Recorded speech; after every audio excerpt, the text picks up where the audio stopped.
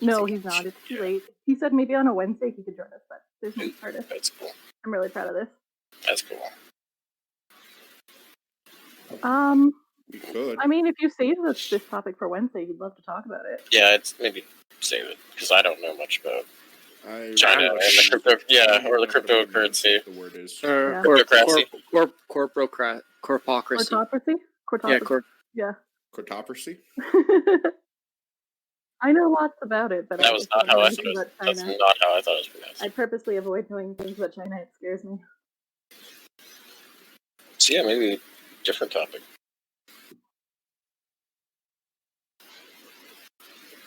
Let's check. Actually, I opened the wrong app. I mean, technically you can unmute it because we do the before show, You're right? not muted. She's never muted. She always says that. Yeah, I can hear you. He says that every time. Failure. You know what? It's okay. We tried so hard. I'm just pathetic. It's fine, guys. I'm just fine. It's okay, guys. I'm muted. We still love you. Failure. Damn right you love me. This is the before show. It is the before show. In the before I times. appreciate the way you did the name. Thank you for that. It actually is really great. But is Andrew, everything you're not the good? only one Like, to are we? today. Is all the wires clicking? All the snaps is firing? Are we good? Yeah, everything Looks like it's sounds good, to me. Yeah, everything sounds good here. Alrighty.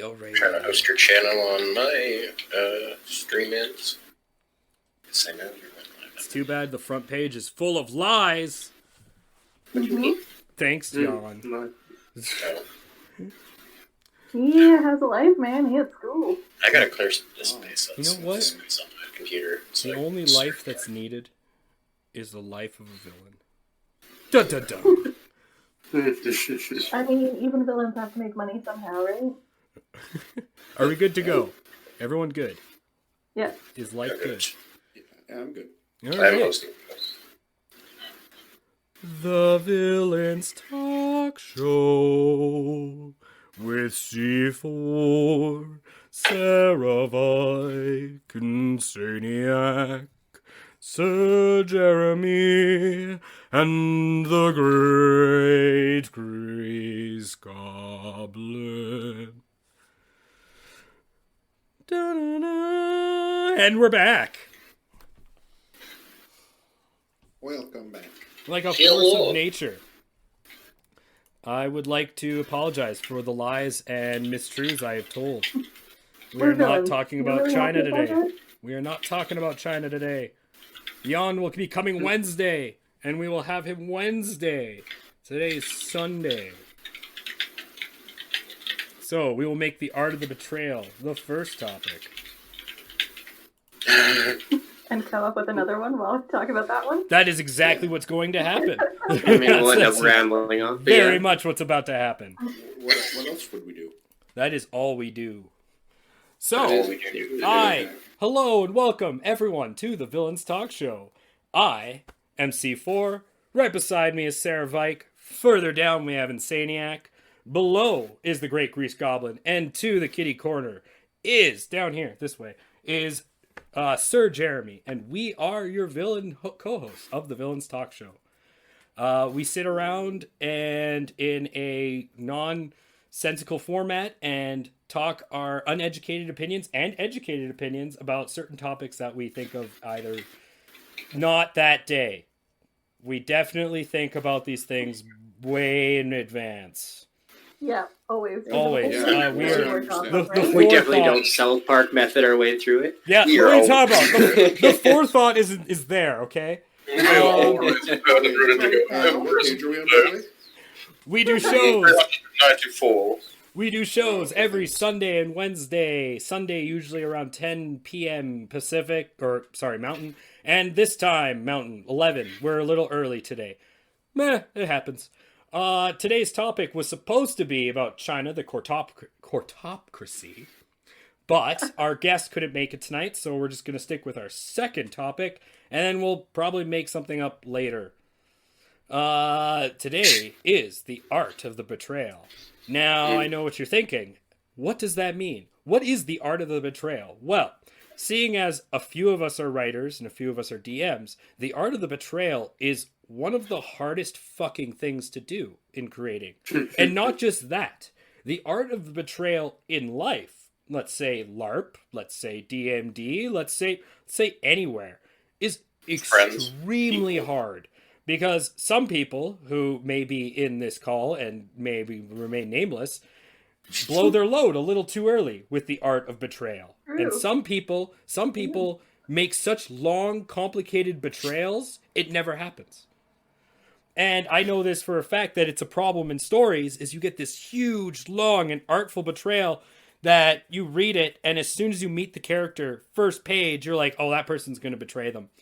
4 books later, and it happens, and you're going, there was no foreshadowing. Everyone knew this person was going to betray you. So, and then that's going to be the first topic. I will come up with a second topic later. We will magically do Let's that. be real. But This is the topic because the Grease Goblin is mad at me. We'll call it the Wandering Topic Show. well, I'll give some light to why I chose I would this. have done the same thing. So You did do the same thing. Let's go. I will. Mine was justified, though. With a little less arrows. So Mine wasn't justified, though, he says. So one of my greatest betrayals, one of my greatest fake, we'll call them fake betrayals, is I do live action roleplay. And I was a character who was a rogue named Seville Liv. He was always neutral, chaotic neutral, very, very middle of the road. But he had a dream. His dream was to create a kingdom based on a king that people wanted, because always in LARP and in D&D you have a king that no one likes. And I professed it so much. I made cards. I kept talking about it to nobles, and it got so much that we actually did an entire weekend, 3 days in LARP, out in the camp just outside the city, where we were in a nightmare realm. That was my dream. The king was elected. I was master of spies, and the realm was working perfectly. Now, of course, the way it was structured is the LARP, we were supposed to find our way home and away from this foreign land. And I helped them, but as soon as I walked into game and I found out what was going on, I was in my character, I'm like, fuck that. I am not leaving. And one of the greatest moments of that betrayal is at the end, you always have these giant battles between all the NPCs and all the characters and blah, blah, blah. So they all form up, and we're about to have this huge battle with the king of this realm and all his... And right before the battle, I yell. I'm like, wait! And everyone stops and looks at me, and I walk out. I face the king face to face, and then I turn around and draw my sword.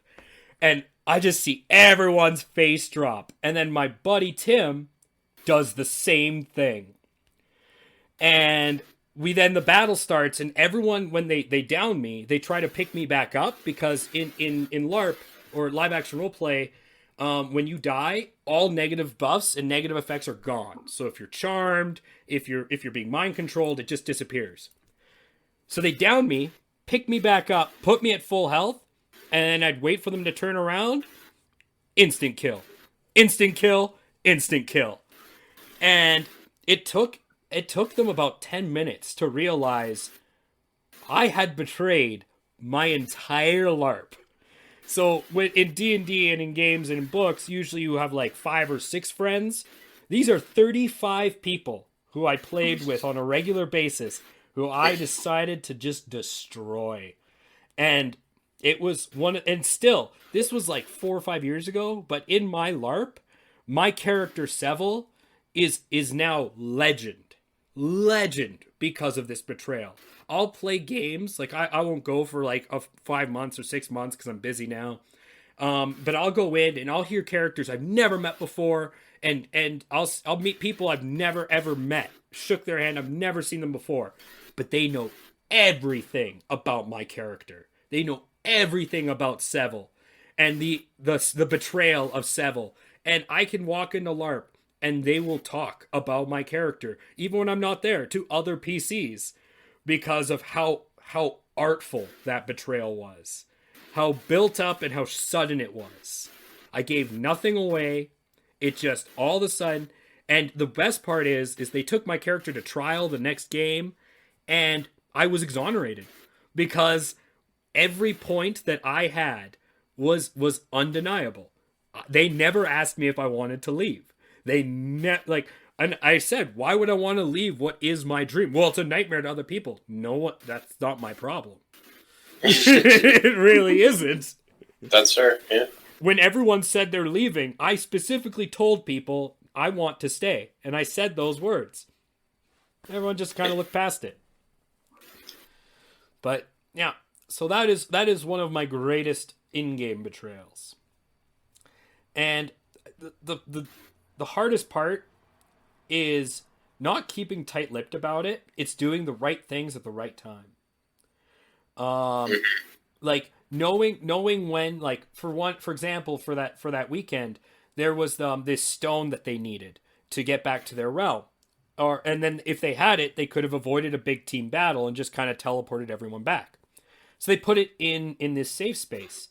But we're fighting our way back, and because I'm a rogue, I can dodge, and I have lots of dodges. So it was at that moment I realized what was happening. I realized what was going on. I'm putting it inside a lockbox that no one else can open except 2 other characters in the LARP, and they are busy doing a bunch of other stuff. So I turn to the party and I go, "Just give it to me.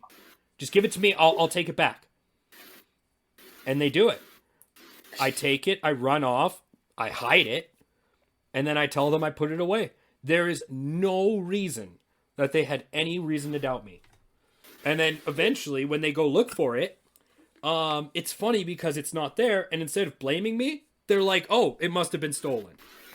Yep. And you just... See, because the best time to kind of betray someone is when you're the most trusted sorts. Yeah. And then you leads you to blind faith and not question when things go wrong. You're not going to further deep dive your friend or someone that you've known to be straightforward this entire time to do something stupid in this one moment, right? But then there's obvious betrayals. There's stuff that you can see coming. Like the best way I can describe it is like I did earlier. Like you see an angel, or you know you're writing a story, and then this angel comes down on high and gives a quest to the character of the book, and to go find this ancient relic that will restore peace to the land. And you're reading your book and you just put it down, and you're like, the angel's the bad guy. Yeah. and then halfway through the book, it's like, oh, what a twist! The angel's the bad guy, and you're like, no, what do you mean that this artifact has evil needs or things that are going to happen? Who would have saw that coming? But you can play with that too. You can do a double twist. You can make it, if you like. There's people that shove too hard that this is what's going to happen, and then it does. But there are also people who do it artfully, who are like, oh, this is going to happen, and then it doesn't, and something else happens, and you're. I love those. But those are more like, I call those more hidden reveals than artful. Well, that's where betrayals. you get people like sometimes like that, where because you can use the obvious bad guy motif kind of as a distraction for the crowd in this sorts, right? Where you think that this guy is going to be the bad guy and might even well be the bad guy. He might not be the main bad guy. He might be, somebody else that's being pulled by strings that you find out is actually a close person in your party who wants you to be here doing things for this angel so they can probably kill you to take the thing after. Who knows, right? And that adds a double twist or an extra betrayal that you might not have seen. You're the magician under the hat. You're looking too close or too far at the real problem to not see it coming, right? No, I completely agree. It can also, but you got to be careful. You don't want to hyper focus on it, right? You don't want to become too narrow with your spectrum, and then all of a sudden lose everything you're trying to do. Just to before I open the discussion to everyone else, I just wanted to say one of the most recent betrayals that's happened to me in terms of in game or in terms of reading, that was actually artful, and I will give credit where credit is due. Is I was playing a D&D game, and I'm sure you all were there. A druid stabbed me in the back, and that could have been. That I don't know. That was actually very well done. It was a friendly PC, maybe in this call, and there was no.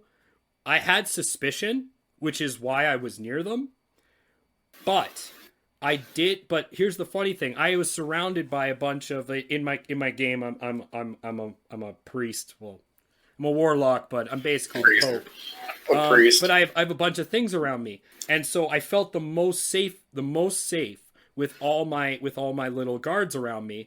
And this PC, I'm just gonna say it was the man below me. It was the Grease Goblin. Decided to stab me in the back. He had his own goals, really, and but at the same time, no one expected it, and it fell in line with what he was trying to do. I can be mad at it, sure, but I cannot deny that was genuinely surprising.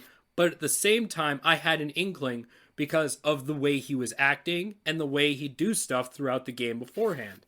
It was an artful betrayal. I should have seen it coming, but I didn't, even though the clues were there. And I couldn't just say it was a random thought. I couldn't just attribute it to chaos.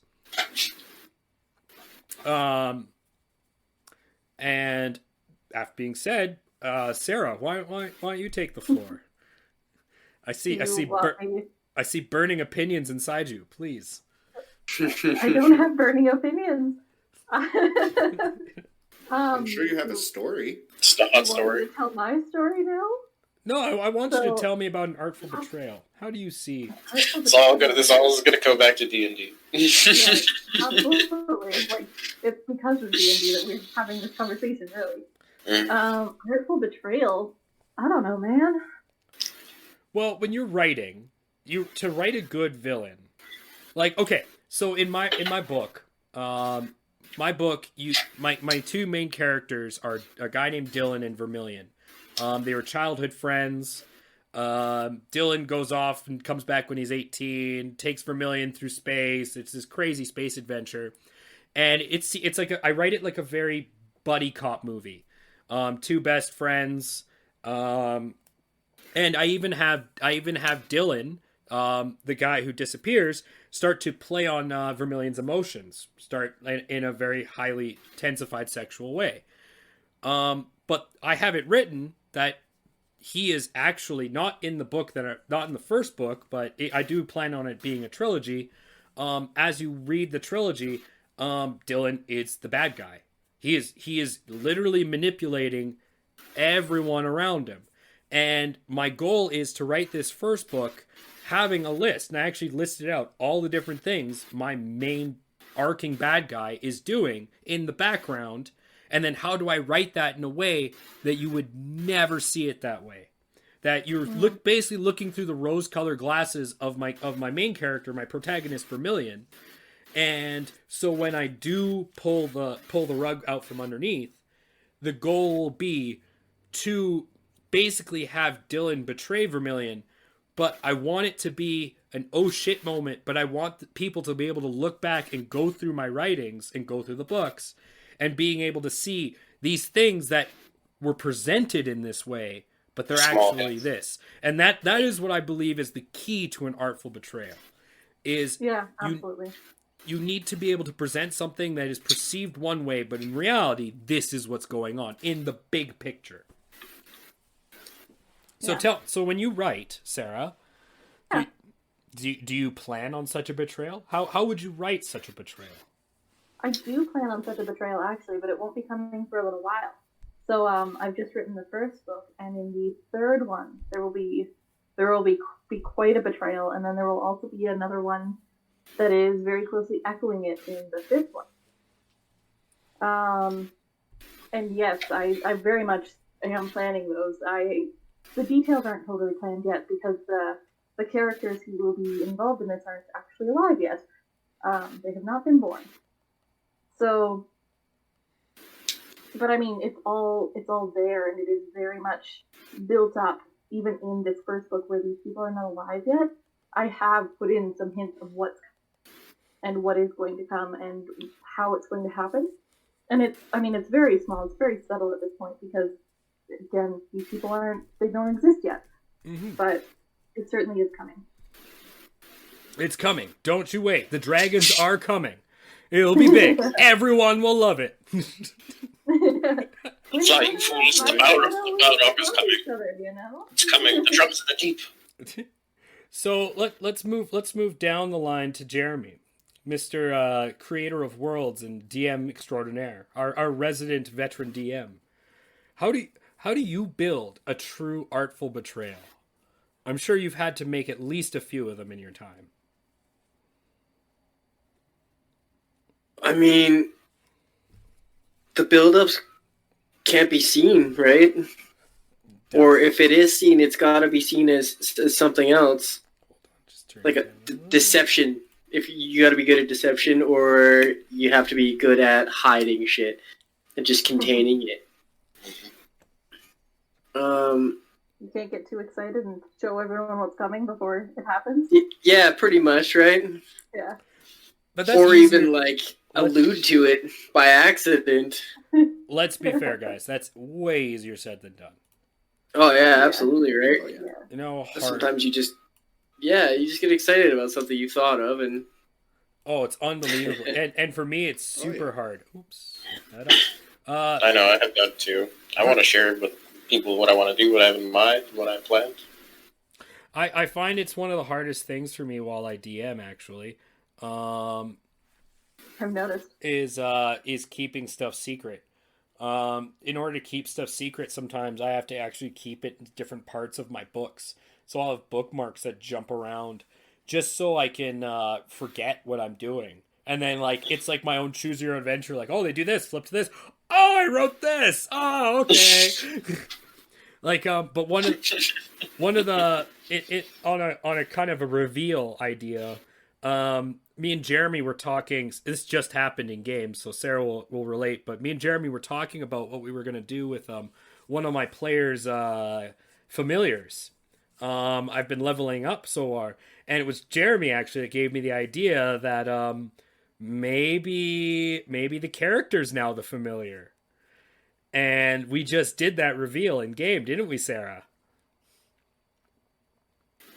I don't know what you're talking about. Keth is now no longer the familiar.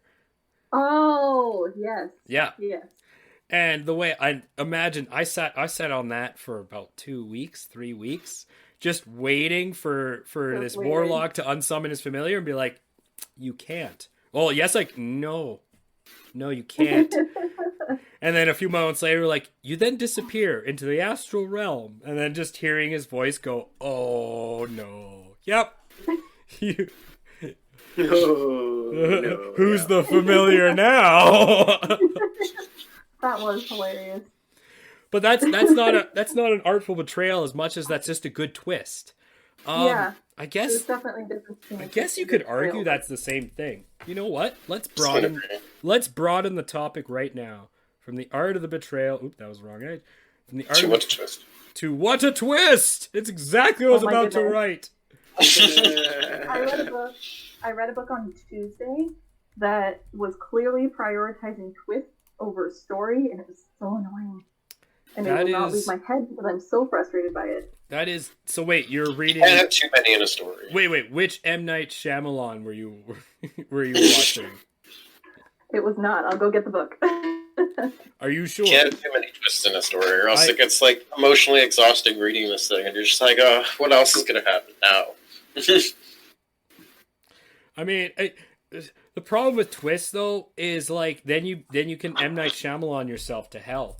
All of a sudden, every 5 seconds. Yeah, I guess you were saying that. Yeah, it's just every 5 seconds you twist and turn and twist and turn, and then all of a sudden every little twist is it's nothing. But then again, give credit where credit's due. That man has written some prime movies, Unbreakable. Is probably the girliest thing you've ever seen from me. That is the most girly thing I've ever seen. Is that wait, is that a romance novel? Not really. How so? It's that looks like it's YA. It's like a YA. Oh, a coming of age. Yeah. It looks like a romance novel. I know it does. Releasing. It's not totally a romance novel. This author, I quite liked another series that this author had that was, it was like if you took the story of like Esther from the Bible or like The Bachelor and put it in the setting of the Hunger Games. So it was sort of a romance novel, but also sort of not. I quite liked those, so I picked this one up going like, oh, I bet it'll be good. She's a good author. As a person who had to study an entire class on romance novels, and I've read like 50 Daniel Steele books, how good's her description? There isn't any. Sacrilege! I told you, it's not really a romance novel. Yeah, there's got to be some implication. No, actually, there's really not. There's actually shockingly not, because she gets married. Oh. Like, there probably should be. No. It's a realistic marriage book, Sarah. I mean, I would be the only one in this conversation who's going to have a say on that, so... But also, her husband dies on, like, the day of the wedding, so that's why. That's one of the many twists. She was supposed to marry the king. He was about to propose to her, and that was like at this point in the book. The king was about to propose to her, and, like, the whole book had been leading up to that. And then suddenly she ran away with another dude, and...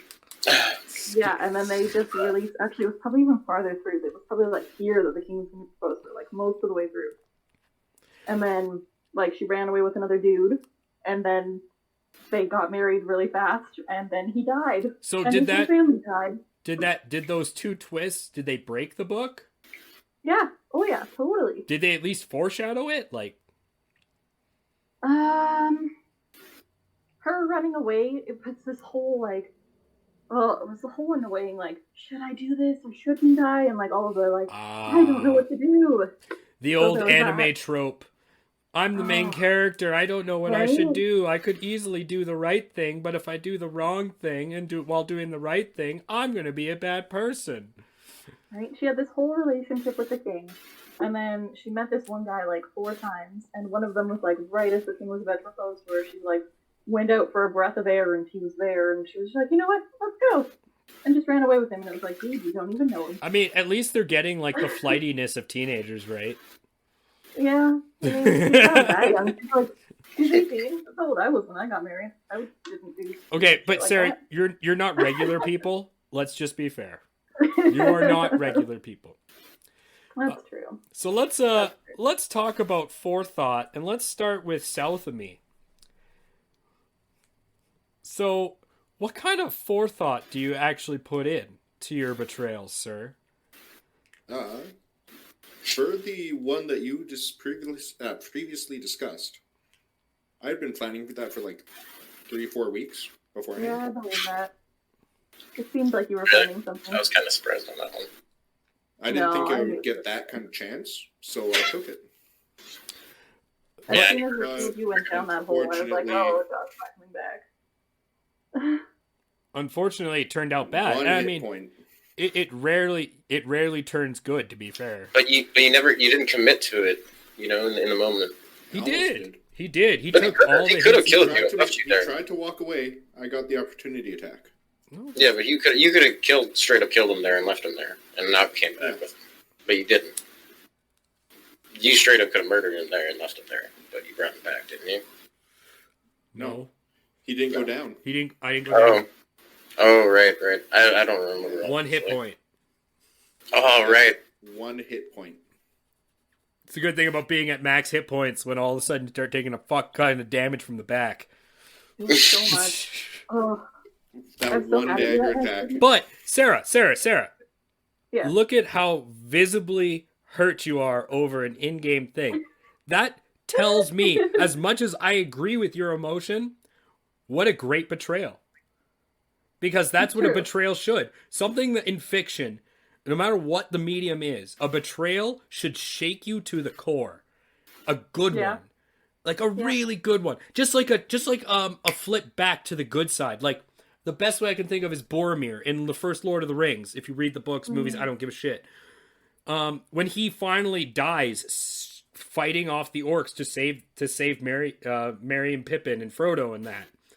one of the best scenes in that movie because of the emotional turn, the unexpected twist, and like you just start rooting for him, even though you know he's gonna die, and he leaves such an imprint on the rest of the book, even though he's only in it for the beginning, and that's a good twist. That is what you look for. Is you want to shake people to the core. That leads into like that's why I liked it, because like I said with my original story, when I was talking about me and LARP, like it's the same idea.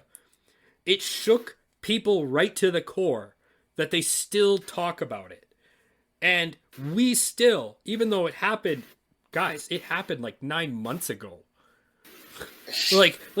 But we still talk about it like it was yesterday. And that's a good betrayal. That is something that rings true right to the... And that's what you look for when you write. Absolutely. And that's why I'm both in awe and hate M. Night Shyamalan. He can write twists that absolutely blow your fucking mind. Like The Mist, Sixth Sense, Split, the Unbreakable series. Yeah. Fucking, like, just... fantastic. Even if people didn't like it, The Village, like The Visit too. The Village was interesting. Fantastic twists. Yeah, but sometimes the execution is poor. Like some people don't like The Mist. A lot of people don't like The Village. But the point is the reason you are so visibly shook or hurt because of that twist or whatever happened is because it actually affected you. You were fooled. Yeah, like the ending of The Mist. God, yeah. I really didn't like that. Exactly what I thought. That's exactly where I went. Right.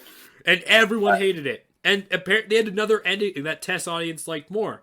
But M. Night Shyamalan wanted to keep it. Wanted to keep it true to his book. And you know what? I love that movie. I liked it even more hearing about the second one, like the adjusted kind of ending that shows a bit more to it, and then like it gave me more respect for the original ending once I saw it that way. Like to know that it's like it's supposed to be a whole dark moment. It's supposed to feel like a sad, bitter end, right? And his dad like kills him, his son, and like all these other people because it's like a zombie apocalypse moment, right? Like you're in a hopeless situation, people abandon hope.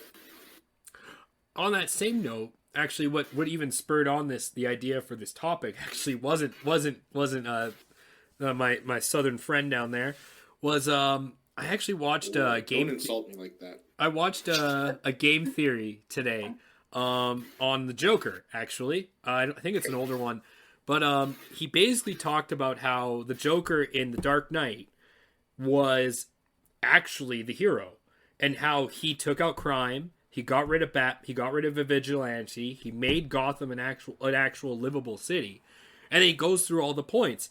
And thinking about it all day, I can't disagree. And the ability and the fact that it takes someone an in-depth look to look at it, because, and the worst part is all the pieces are right in front of you. Like Batman just takes out one criminal at a time and then they go back out right away. The only way the Dent Act is going to work is if Harvey Dent is still a good person, but there's still corruption in the cops. So it just matters on a matter of perspective, right? You could be a hero in many people's regards, depending on what you're doing. Now that's funny because no, I disagree now. If you're a villain and you're doing actions for villainy, of course you're a bad guy. I mean, I'm not disagreeing that like Joker could be seen as a hero and a villain because he's a twisted kind of sense, but not every person's going to see it that way. And even then, if you're not in the best of senses, sometimes you'll idolize the people that are more broken than you in a sense, or you'll idolize villains in a sense of being heroes. Like a lot of people idolize like. It's hard to say, but you see them throughout there's a whole comic book series of Marvel, different super universes of different villains that everyone kind of has a touch of in different regards. Like Lex Luthor, or Lex Luthor can be seen as a hero, but he can also be seen as a villain. He also is a hero in some comics. I mean, it depends. Well, that's what I mean, right? Which ones you pick up. But not everyone sees it that way. That's true. And it's the same with the Joker. So, because the Joker is a twisted one that stands out. Batman Metal, for example. Oh, I love Bat Metal. Oh, so good. Oh, it's so good. No, Batman metal, like the. I have comic. never heard of that. Yeah, I have it, actually. The Batman Who Laughs. Yeah, I actually have that exact comic right up here. I could pull it down and show you. I love that comic. Or like Red Hood, So- right? He's a hero, but he's also like, it depends, right? Let's Batman fights all the time. let's go into that a bit more. What is everyone's favorite villain betrayal or villain twist? Since we are villains here, what is your favorite moment? Like, I'm gonna go campy here and say one of my favorite moments in any kind of medium where you find out who the true, where you not find out where the true villain is, but one of the greatest twists, I guess, still stuck with me. It's why I love the series. Empire Strikes Back. Fucking Darth Vader telling Luke that he's his father. It's still like I watched as a kid, and it's one of my favorite movie moments in all time, and it's one of my favorite villains. So let's move over to Jeremy. He hasn't talked a lot. This is why we put you on the spot. Like how I do that? Keep yourself silent. I'm going to attack you. Just because we can't see you doesn't mean we don't know you're not talking. We want to hear your lovely voice. Don't know you're there. Tell us. So, What's your favorite- tell us, Jeremy. your favorite twists. What's your favorite twist and or villain betrayal? Keep the topic open. Twist and villain betrayal, eh? Like, I don't know.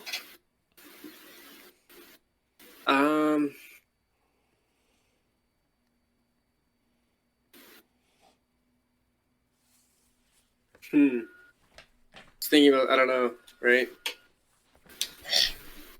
Okay. In like media or like movies or something. Like I know. I'm trying to think of. I will come back to you. I kind of, for me, I really enjoyed the betrayal with Spawn, the whole Spawn series that sparks that whole setup, relying and kind of like doing your job and something like that, being a military man or something like that. What's his name? Don't look it up. What is? I know his Spawn, name. Spawn's name or his No. employer? Spawn. We all know Spawn's name. The man who betrayed him. David Frost, I think. or No, something. it's not David Frost. No, I don't know what I'm thinking. No, it's Oh my god, that's gonna kill me. You're Richard right something. though. That's a great one. That is Yeah. a great one. Richard something? I don't know. No, Richard is the husband. Richard is the new guy who marries his wife. Yeah, that's right. Yeah, No, it's not Richard. but I can't remember off the top of my head. But that whole setup, Was it technically? Oh, yeah, right. I was gonna say the human guy or the the human guy. Yeah, Harry That's is the the name other of verse? so Spawn's name was Harry. Richard is the name of his friend who marries his wife. Not after he dies. not Martha. What's her name? I was gonna say it's the guy. It's the other mercenary guy, isn't it? That betrayed Yeah. him. Yeah, the mercenary guy. Just Started remember Nails with his a name. flamethrower. Well, Yeah. while I think of his name, like Sarah. All right. Well, thankfully, I have all my favorite movies beside me over here, and so I was able to think of something. That's good. I really love Doctor Who, and I actually feel like there's been a couple of twists that they've done in the revamped series since 2005 that I've really, really enjoyed, both centering around the Master. So if you don't know much about Doctor Who, the Doctor is a time-traveling alien who travels around in a blue police box called the TARDIS.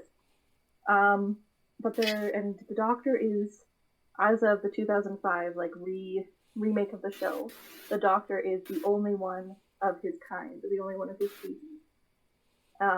He's from a planet called Gallifrey, and that's something that really upsets him because his whole species was lost in a war.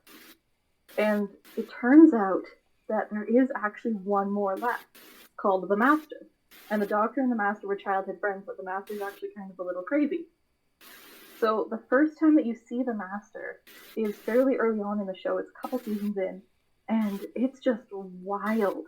There's just crazy, just the way that the two of them interact is insane. The Master literally kidnaps the Doctor and keeps him in a cage and forces time into him so that he becomes very, very old and crippled. and it's this really, really crazy turn of events where humans are killing humans, and like humans from the future who are flying around in little balls are killing humans. Humans killing humans? What? No. Humans from the future in little balls who you wouldn't know they were humans. That never happens. Are killing humans. And there's a whole like paradox and everything involved, and I really enjoy that. And this last season that was happening this January and February, the Doctor is now a she, not a he. There was another similar reveal of the Master that I thought was just so shocking and so well done. Is her name Minerva? It is not. The Doctor does not have a name other than the Doctor. Or does, but doesn't say it. Nobody knows. Okay. But the Doctor was dealing with stuff with spies. A bunch of spies around the world had suddenly been killed, and went to visit an old friend named O, who was an important part of the British spy network. And they went through this whole thing, and O was helping them, and O was getting them places and using his connections and being very, very helpful to them. And then suddenly, it turned out that O was actually the Master as well. And it was something that you could have seen coming if you'd been looking for it. But if you weren't, it was absolutely shocking and kind of terrifying. So that would be mine. Okay, I'll be fair though. I've never actually seen any Doctor Who. I could tell by the way your reaction to it. Doctor Who. I haven't watched Doctor Who. I've heard it's good. I mean, I've seen Community, and they talk about Minerva, and they go to a Doctor Timey Space. Inspector Spacetime. Yeah, Inspector Spacetime. There we go. Yeah. I know Inspector Spacetime.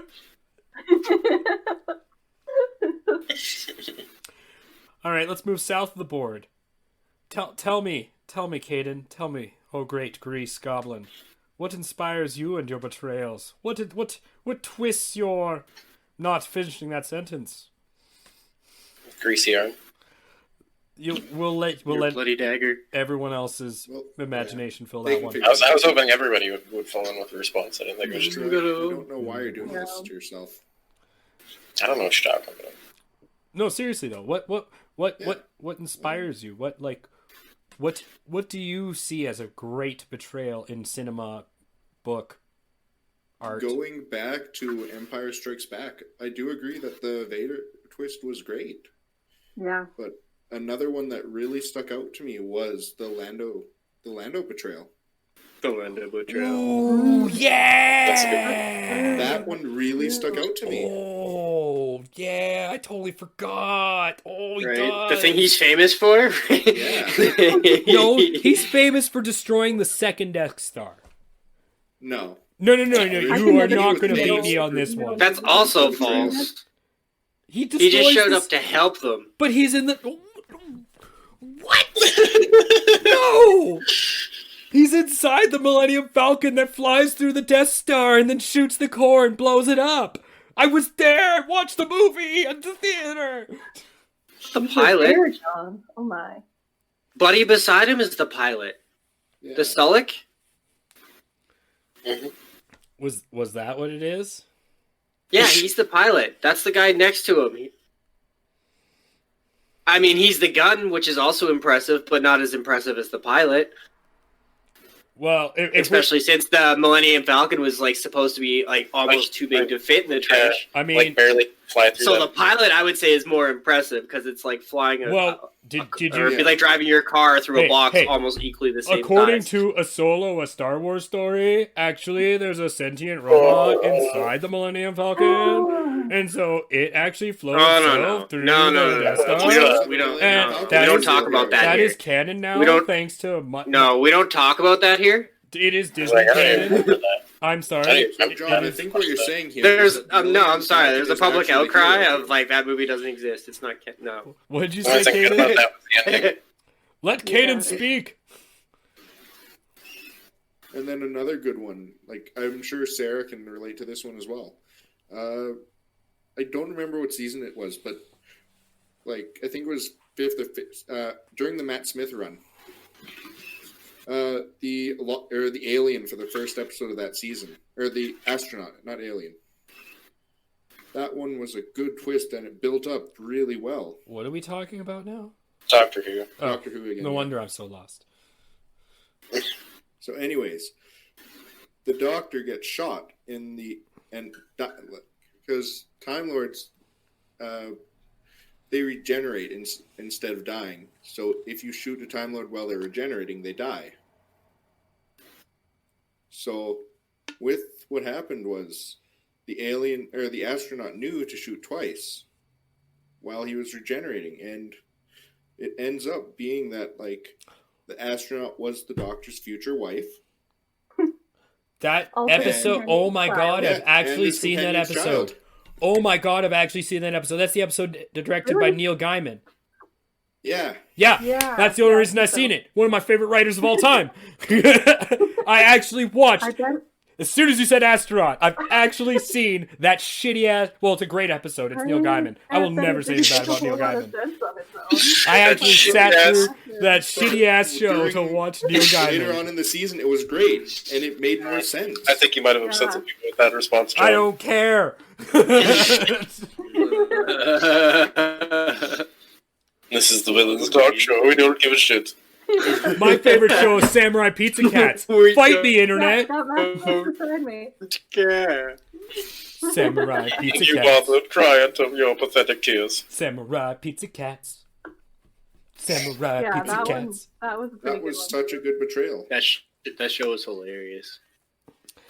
Yes, it was. I actually saw that episode, and it was. I have no idea what was going on in the show. I watched it for Neil Gaiman, but I Yeah, do. no, I, you I, wouldn't. the mystery of Wouldn't the make any sense. astronauts was. Originally, you meet the wife.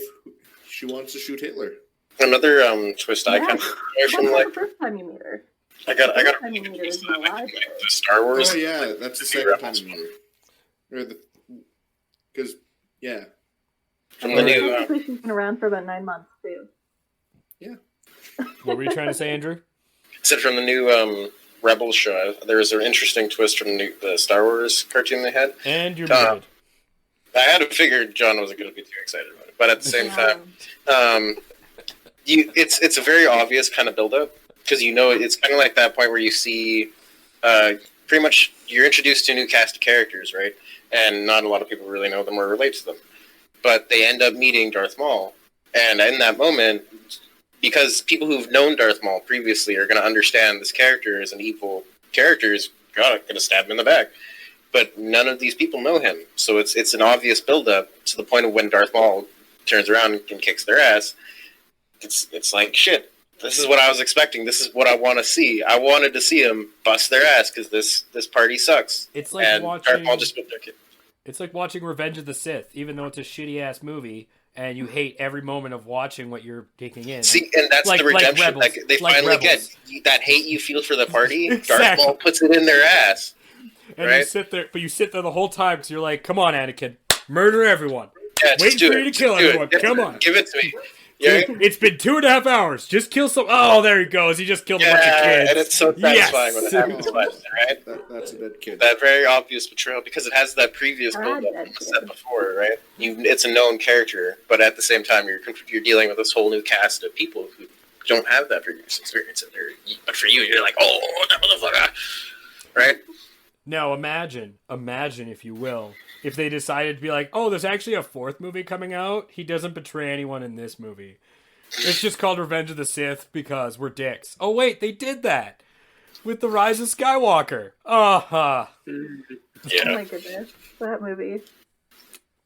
See, Are you saying Disney hasn't been leading Star no, Wars in the right direction? that's fun. You know 'Cause what the best betrayal though from Star Wars? What? if you I'm gonna say it, John. Your You next know words, exactly what I'm gonna you say. keep them very close to you. What do you guys like? Tell me, Caden. The Jar Jar Binks betrayal. Yeah, he betrayed his whole planet. I thought he was a Sith Lord. I still fully believe he's a Sith Lord. That I- was yeah, that was 100%. actually George Lucas's plan, apparently. And Yeah. Was it was actually really? revealed in the comics that he is force sensitive. See, now They later showed him off to be a clown who ended up being homeless in Naboo. that would have That's been such a better story. the best story. All of a sudden, Jar Jar Binks, the Sith Lord. He actually got blamed for it, genuinely. Like, a lot of people in the council blamed him, and he got like turned into a martyr and became homeless because they're like he gave all the powers to Palpatine. He was like literally the full one to blame. What are we from talking like the about? full force of the council? Jar Jar Binks. When did this happen? In Star Wars, yeah. In In what? Revenge of the Sith. During the big Senate meeting. Big Senate meeting, Jar Jar Binks gives all emergency powers to Palpatine. Yeah, because I remember that. Rumors of a Sith Lord. But I remember everyone like meeting and calling Jar Jar Binks a joke. The blame all falls on him, and he ends up. There's a whole comic series of him like being a homeless fucking clown, and he explains his whole situation that he ends up like he got like blamed, he got kicked out of Coruscant, like he had to go back to Naboo. Why would it Why would he get kicked off of Coruscant? That doesn't make sense. That's the seat of the Empire. Who's gonna kick him off? The Emperor? All of the public, like, they blamed him for it because the rise of the Empire. Why wouldn't he double down? Your best friend is now Papa Palpatine. Because he's Jar Jar Binks. He's an idiot. That's too bad. Your best friend is now the most powerful man in all of the universe, and you decide to go out to run away from him. Yeah, right. Fuck, at that point, just go all in on Papa Palpatine. Could be on his personal servant. I'm sure he'd could have been. Become a sugar baby. Yeah, no, he ended up being a sad homeless clown. See, now that's a wasted plotline. That is a wasted twist in plotline. That could have been great. And they just buried it to bury the Darth Jar Jar fans. It was known like Jar Jar. It's true though. It's just a cheap gimmick. And I mean, it's just like they did that stupid Star Wars TV show and brought Darth Maul back because everyone thought Darth Maul was underutilized. But they pretty much Captain Phasma'd him twice. Yeah. Yeah, they really did. I mean, I like the build up in the Clone Wars to knock him down. It's fine. It's fine. He was the villain that I wanted to see get his ass kicked, honestly, because evil can only go so far, right? Eventually, you got to get struck down by the real Dark Lord, you know. Yeah. And that's what his build-up was. He was built up to be shut down by Palpatine again, pretty much. He wasn't supposed to be the winner. That doesn't make it any better. I mean, if you just see Sara for what it is. Where he is set, all right, though, it is pretty cool. Moving away from this topic, because, God, I could just yell at you forever about it. Don't you talk shit about my favorite character. How about General Grievous? What? All right. If we're gonna talk, we have to switch topics anyway. Let's just do this. Underutilized villains, and we'll just go Star Wars because we're already here. I can name them all: Captain Phasma, General Grievous, Darth Maul, Count Dooku, fucking the Knights of Ren, fucking Boba Fett, like Mace Windu. I said villains. I said villains. Underutilized villains. Sorry. I mean, he could be a villain. A lot of people theorize he could come back as a villain. Yoda's a pretty big villain. The Trade Council. Oh my God. Trade Federation. Yeah, the Trade Federation. Like, how many more underutilized villains? Jabba the fucking Hutt. Like, how many more underutilized motherfucking villains can you come up with in one series? Actual movies. But if you look at the Clone Wars again, because I know how much you love the Clone Wars stuff. I wish they actually a decent player in that show. I'm talking about the movies right now. I know the show makes up for a lot of that shit. I've seen the clip of General Grievous going fucking ape shit on that show. On the show, there's one thing that there was a villain that they underutilized, which was a villain called Pong Krell. He was a Jedi that betrayed all of the clones, and he was just using them as fodder. He was just throwing them at the Sith. He didn't care because they were clones. But he betrayed all of the Jedi, and it took all of the clones to pretty much like go against their commander and fight off this 4-armed Jedi that had 4 double lightsabers by themselves. Dude, this guy was known for just mercilessly slaughtering clones like nothing. Yeah. And it took his whole brigade to even attempt to shut him down, and like plus some of the Anakin's clones too. Yeah, like they only did it with Anakin's squad. If they didn't, he was such a badass. But because he was within a Jedi, you didn't see him as a villain until they were like, well, no, because you're a fucking heartless, throwing your soldiers to the fucking intergalactic spacefaring whales. That's not Another good one. No, Trench, that is how we end that conversation. I'm talking about. He's an actually good villain. Fuck you. He's a war general that kills. He was only in like 2-3 episodes too. That's the sad part. Yeah, he could have had more build-up. I wish in the movies because he was a notable figure. Instead, they went with intergalactic spacefaring whales. That was a different show. It was a weird choice. That was Rebels, John. I'm not talking about that show. Weird choices. It was a weird choice. Talk about Clone Wars. Yeah. Another good Clone Wars villain who was underutilized was the Spider Dude Trench. I've never seen any of this Oh, stuff. right. I remember that guy. They ended up having more later on. The war general for General Grievous. Yeah, I remember that. But they're under Such an underutilized character. The more I think about it, there's a lot of underutilized villains in a lot of properties that extend beyond a single movie or a single book. Yeah. It feels like now the more I think about it, it's a lot harder to have an underutilized something in a single movie because you need to have everything tie up. Where like in Lord of the Rings, I mean, the ring wraiths, you see them in the Fellowship and then they just kind of die off. And then you see, one's riding a dragon, and then it dies. Yeah, they kind of had a weird build-up. And I mean, like, it's funny how, and I can even think about it in the MCU. Think of, other than Loki and Thanos, Most of the villains in the MCU. name me a villain. I know. Just like in Whiplash. general, I can name a few for the MCU. Whiplash. What's his name? He was okay. Name me a villain that's actually good. Name me a For me, villains like my Goblin. is in That's MCU. not MCU. Not in the MCU, but just in Marvel in general. That's technically Mysterio. Marvel. You're talking about Mysterio. the, wait, Yeah, everyone that's stop. what I was looking for. We're talking about the William Dafoe Green Goblin, right? Yeah. Okay, good. Just that I had to make sure. It's Okay, good, yeah. everyone please keep talking. Mysterio was a great one. Mysterio. He was really good. You know what? Jake Gyllenhaal's Mysterio. Yeah, They It's all right. ruined it, though. It's all right. And that was a good twist. It's alright. They was. ruined Yeah, it because in every single Spider-Man property and in the shows and in the comics, Mysterio go down one hit. He takes one hit and he goes Yeah. down. In every game, in every comic, That's the unfortunate part. he goes Yeah. down in one hit. And no, the movie, it's not he a can physical take villain. multiple hits. That's because he's legit a magician Yeah, with like he's just a holographic magician. technology. He's Yeah. supposed to... He's just your everyday Joe. Like That's why Spider-Man should be able to punch that guy once and he's going down. That was what I was hoping. I was really hoping when I was watching that movie, I'm like, come on, just punch him once. I just want to see the one punch. And Yeah, then that just was- to see him punch him once and just knock him I out. was gonna say, isn't that exactly what happens? No! It's just it takes him the whole movie to get to him. as well. No, it they takes- have a giant final battle with all the drones, and he punches him a few times in the face, and he fights back. It's yeah. It's a lot. The villain in Black Panther was pretty good.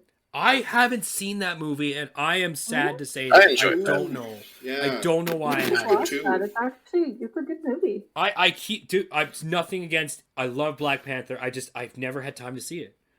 I you don't should know watch why. it. I No, know we're the gonna whole watch it story one now. night. I really want to. Yeah, I just- Black Panther was a good one. It's- The only It one was. from the MCU I haven't really It is. liked was Captain Marvel.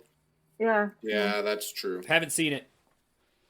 There's a lot I of watched it on Netflix and I still feel Not like the worst I thing in the lost world. my money. the problem with Marvel. I find is I don't find anything compelling. Like as much. That's why I'm a huge DC fan.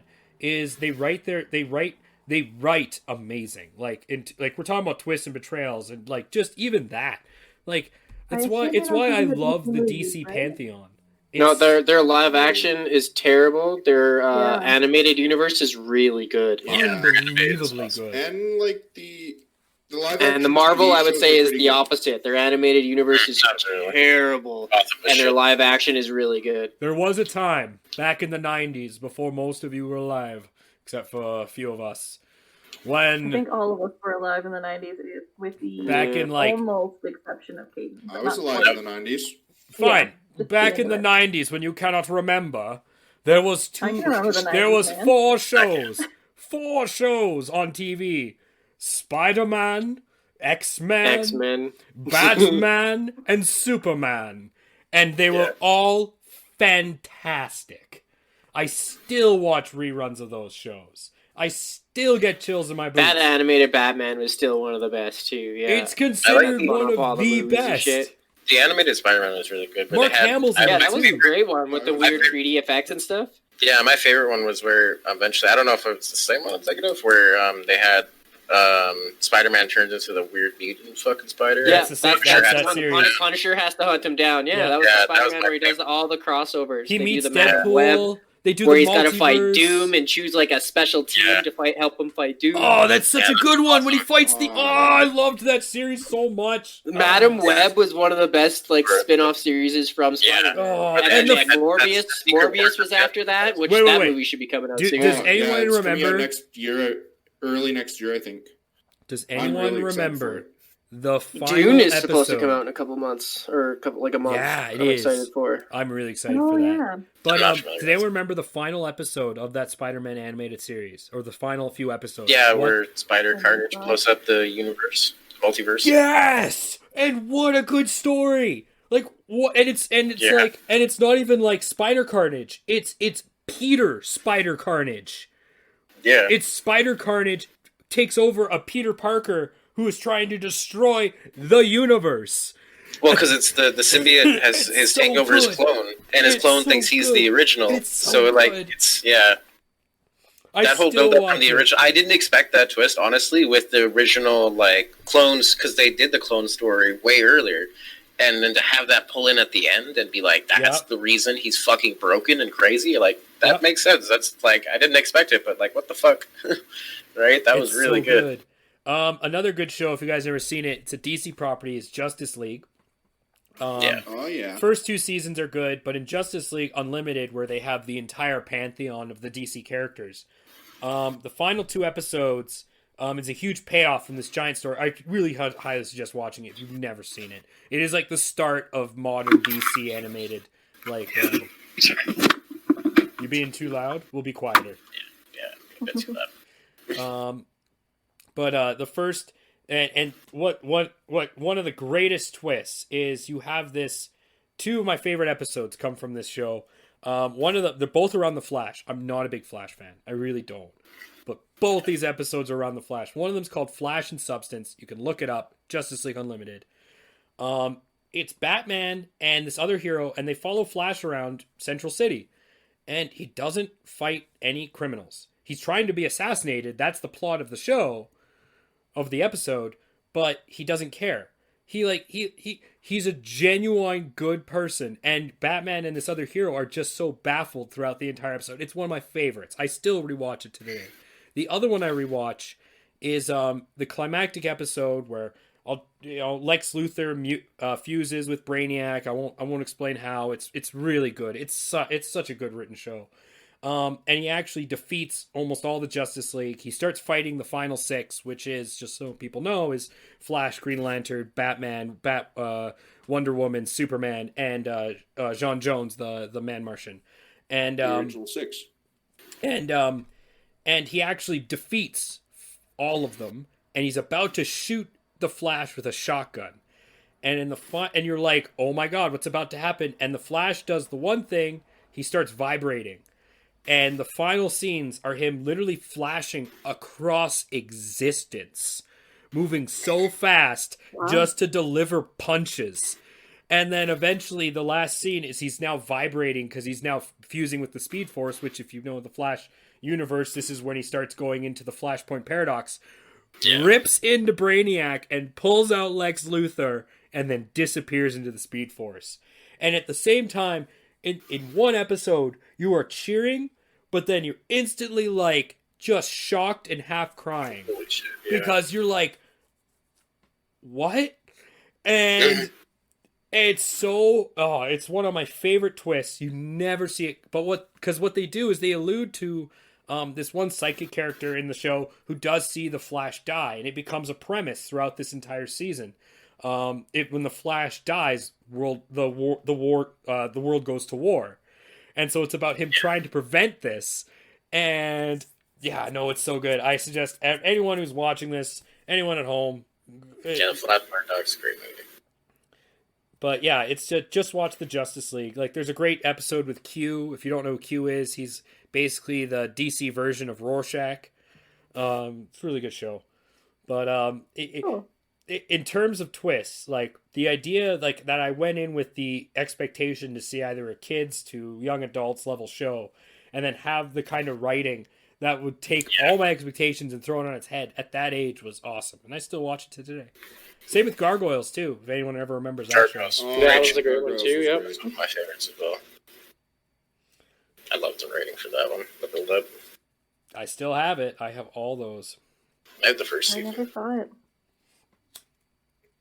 I know this is a bit past your time, John, but Batman the Brave and the Bold was not as bad as everyone thought it was. I've seen it. I never watched it. Like, the writing wasn't terrible. It's not. It wasn't good. What made it... I'm not saying it wasn't good, but it wasn't great. What made it... Is that It had a lot Dreadlock of Joker? potential. Well, what made it good was it was completely fourth wall. There was so what much, made it great. and that's what made it funny. Is it knew it was being stupid, and there were scenes that were genuinely awesome, that were genuinely a part of the show that you didn't expect. But then there were other scenes that were the Starro Invasion episodes. I can't put a name to an episode. It's been so long since I've seen it. I can't think of the name, but basically it was a 2-part episode where everyone but Batman and the heroes who didn't have powers all got transformed into minions of Starro. Oh, okay. And Batman and the non-powerful heroes had to win. Makes sense. I couldn't tell you what happened, but I remember it being good.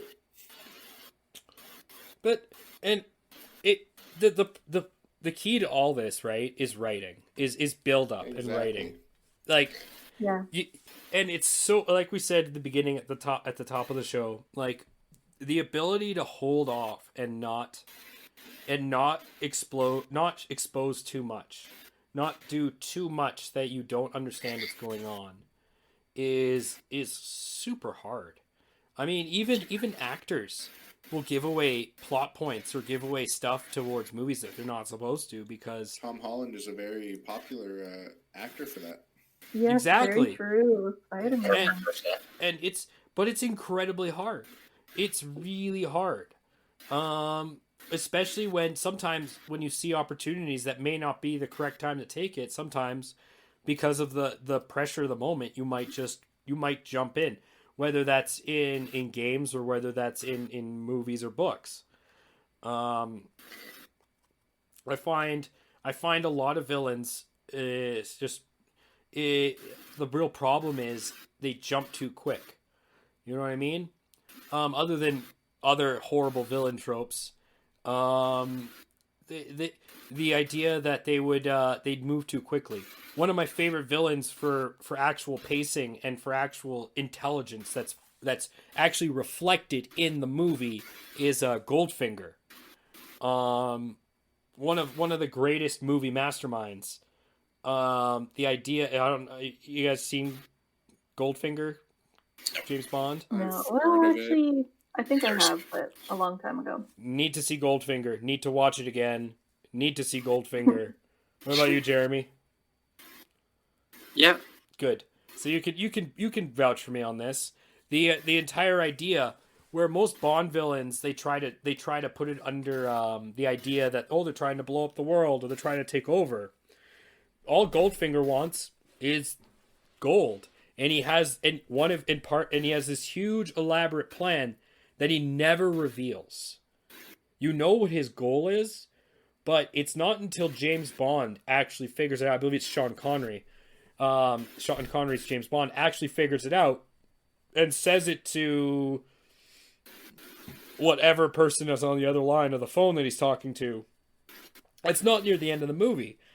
And it doesn't cut back and show you it. It's one of those things that happens naturally. It's It's one of those things where you realize, and it shows a good build. You can watch that movie 100 times and see all the little dominoes in Goldfinger's plan fall over.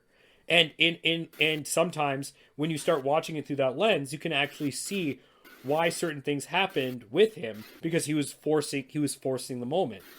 And that's great. That's the kind of writing that I dream of being able to do. And that's the kind of betrayals I try to do.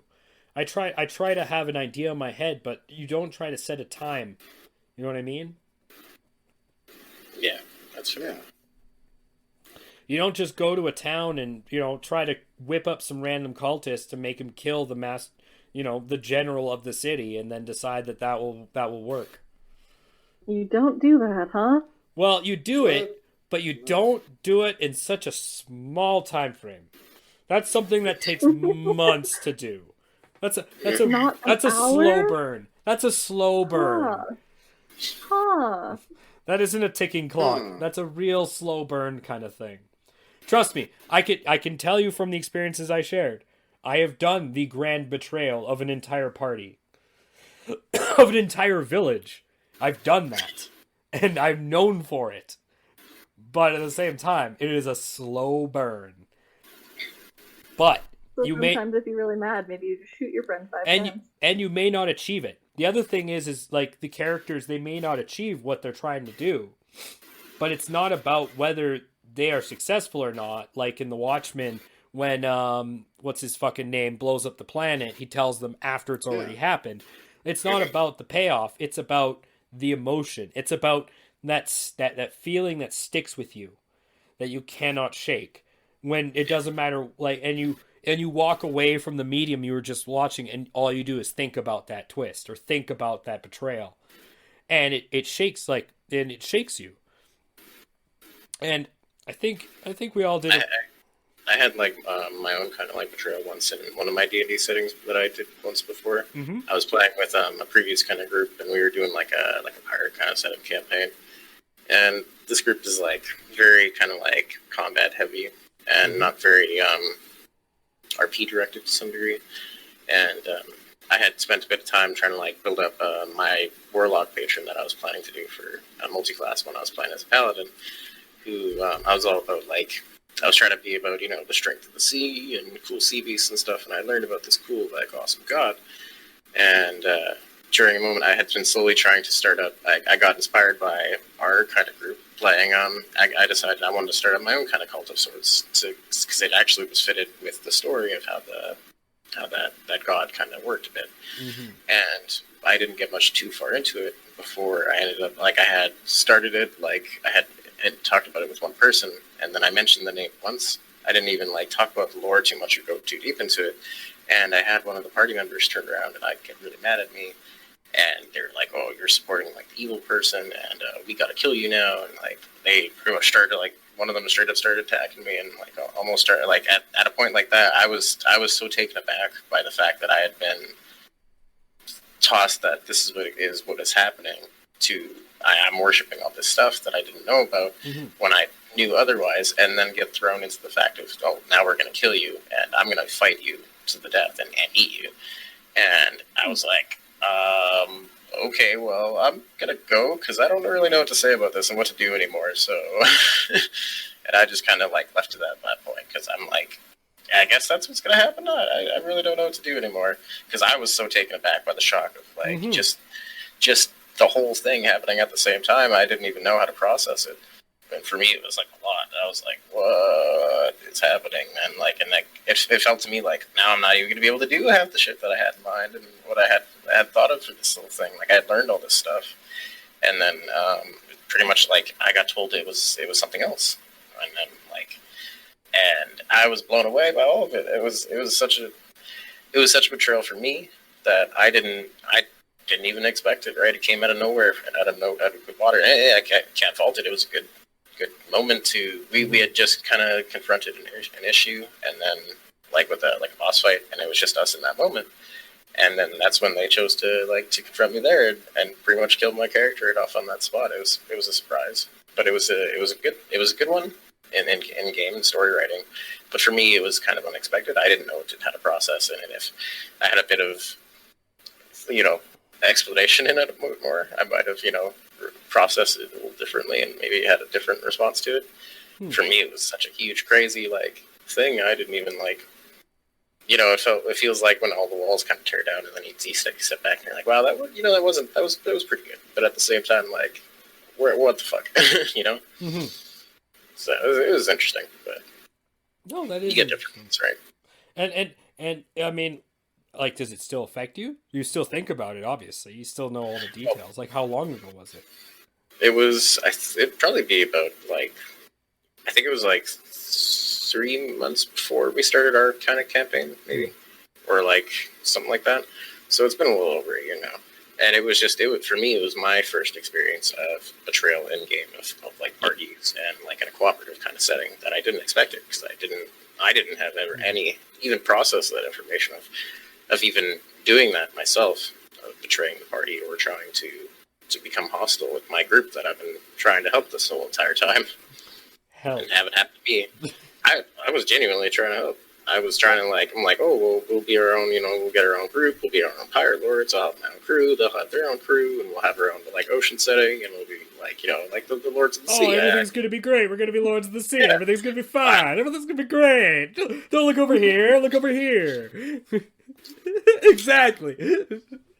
It's it was my second setting, and I didn't really know too much about learning, right, in D&D, and learning how players work, and everyone's different. Everyone plays differently, right? Our group's a little more RP-driven, and theirs weren't. And for me, it was a whole new exploration, and just even getting used to the game itself, right? It was a lot. So, but it was fun. It was interesting. It was different. A learning experience, to say the least. All right. Let's slowly wrapping up here. Anyone final thoughts on the art of the betrayal? It's a lot harder than you think. Yes, yeah. I realized you were going to say that. Thank you. Unless you're my brother, who's the one who led the betrayal on Andrew there. If you're going to beat the betrayal, you got to be... Yeah, out of 7 campaigns, my brother Zach has betrayed the party in 3 of them, so they half expect it now. But they just don't know when it's coming. Sarah, any final thoughts? And that's kind of how I play a little bit of my character now, expecting betrayal at random moments. I don't think I have any final thoughts, but Jaden, it was really fun shooting you. I bet. It was really fun shooting you. I would say... Enjoy the wrath of a druid. I would see, we all have our moments. We all have our moments. You should be dead. We're gonna... Yeah, you should be. You're lucky. You're lucky. So you're not wrong. You are lucky. Giving you a lot of a chance. You are lucky that I decided to save your life. True. My final thoughts as a serial betrayer, is if you're writing, if you're out there writing or making any kind of material that has a betrayal, which is usually, or a twist, it's fine to do sudden. Don't get me wrong. It's always fine. It can be fine if it's done right. It's hard though. It's really hard to do a sudden betrayal. Your easier and better bet is a slow burn. It is hard. Trust me. I write. I also DM. I also do LARP. I can tell you 1,000 ways of how it's hard. But the point is what you're doing is obviously, I'm not talking in real life, obviously, but the goal is what you're thinking is awesome to do, but you're doing it for the experience. And if you do it suddenly without any kind of follow-up or any kind of slow burn, it will be forgotten. And it'll be pointless. If you do it right, and you do your betrayal correctly, you can actually affect people in reality. And it can actually spill over, which is what you want. You want that visceral feeling. And the only way to really do that is you have to be mindful and always remember, it's the same rule in cooking, less is more. The less you give, not nothing, but the less you give. So if you're writing a sentence and you think it gives way too much, shorten it. Use dumber words. The point is you want to feel like you're leaving some breadcrumbs that are pick upable, but at the same time can be misconstrued. you don't see it the same way. It depends on perspective, right? Where you can judge it, and then you'll get those moments where you'll leave game, or you will leave what you're doing, or you'll walk away from your book. And if you're in a game, whether it's D&D or LARP or anywhere, people will come up to you after the game's over and say, "Wow, that was awesome, man. That was so cool. I mean, I hate you in game, but like that was fucking awesome." And it's because you play it right.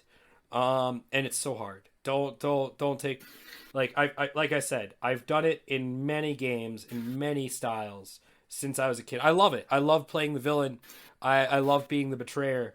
And from a lot of experience, it's all about the slow burn. It's all about taking your time, writing your characters in such a way that can be misconstrued or can be taken as something else. And then when you do your reveal, it's that much more visceral and that much more, I don't want to say shattering, it's that much more real to the person who's experiencing it. And that's how I would end it. That would be. Anyone else want to add anything to that? Yeah, actually, don't sacrifice a good story or something just for the sake of a shock or a twist. Don't try to shock people to the extent where you lose something that is already good. I agree. Yeah. Look at the last Airbender movie. No need to overcomplicate. The last Airbender movie, or even like the Star Wars movies, the Star Wars sequels. There's so many twists and so many things where it's like you're looking to shock people, but you're sacrificing a good story for it. We could talk forever on things that don't do this correctly. In fact, we just talked for about an hour and a half about things that don't do it correctly. But on that note, please, if you don't want to follow us, you can download the app at justlikeness.com. Join the Faceless Army. You can support us if you want. Insaneiac is also have check out YouTube, Facebooks and stuff, and check out our Patreon. Insaneiac streams games on his Twitch, which is just his name. You'll see it in a second. And I was C4. Beside me was Sara Vike. Further down was Insaneiac. Below me was Caden, the Great Geese Goblin. And finally, we had Sir Jeremy, and we were your villains and your hosts of the Villains Talk Show. We're sorry you had didn't have anything better to do. But we're glad you spent it here. We're really glad you spent it here. Thanks for watching. We are. Our shows are Wednesdays and Sundays. Wednesdays at 10 p.m. Mountain and Sundays at 11. Hopefully we'll see you there. Next topic is going to be China. The courtocracy. Courtocracy. A word that's hard to say. Thank you again. Thanks for watching. Download the stuff. We love you all. Do the things. The app is the most important, though. Download. True. It's life-changing. Do it. It really is. It is. Just read the reviews. Yeah. One of them's for me. Like, it's really life-changing. You Yeah. should do it. Don't say that. The review is by an anonymous persons who download the app of their own accord. And there is no sedimentary or tertiary reasons for this. It is a good app of likeness. It is a good app. Yes. It is a good app. Everything said in pretense was not correct. I'm sorry. You're welcome. I won't say anything. Damn right. All right, bye now. The idea. Just betraying the idea of the app. Let the Forsaken lies fall from. All the lies. Life is full of forsaken lies. True. That's all life is. Lies and pain. And on that, we ended the stream. I knew.